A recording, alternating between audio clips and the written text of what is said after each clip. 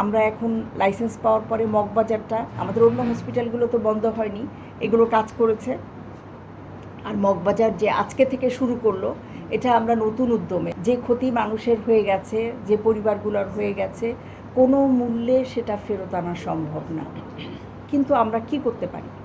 আমরা এই ঘটনার সুবাদে, যেহেতু আমাদের 47 দিন 47 ডেজ আমাদের লাইসেন্স বাতিল ছিল, এবং লাইসেন্সটা ফেরত আনার জন্য আমাদের গভর্নমেন্টের যে ম্যানেজমেন্ট মন্ত্রণালয় এবং বিভিন্ন জায়গায় আমাদেরকে যোগাযোগ করতে হয়েছে, যেতে হয়েছে। সেই সুবাদে আমার মন্ত্রী মহোদয়ের সাথেও কয়েকবার কথা হয়েছে।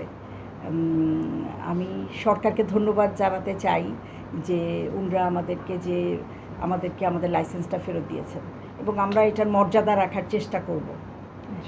এখন মানুষ তো কেউ ফেরেশতা না, প্রতিষ্ঠানও ফেরেশতা না। আমরা চেষ্টা করব। এখন ভুলভ্রান্তি কিন্তু মানুষের যে কোনো সময় হতে পারে, এটা মানে আমাদের সবারই মনে রাখা উচিত। ভুলভ্রান্তি একটা হচ্ছে, ইচ্ছা করে যদি কেউ করে তাহলে সেটা বড় ক্রাইম। কিন্তু আমি এতটুকু বলতে পারি, আমাদের হয়তো আমাদের আরও সচেতন হতে হবে।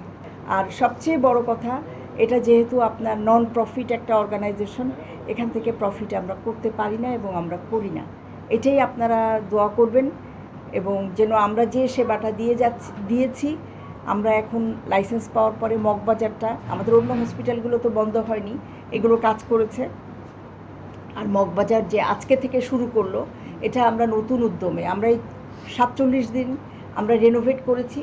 এটা একটা বড় জিনিস। 47 দিন আমাদের ওয়ার্ড, কেবিন, আমাদের ইন্টারনাল যে লজিস্টিক সাপোর্ট, এগুলোকে আমরা রেনোভেট করেছি।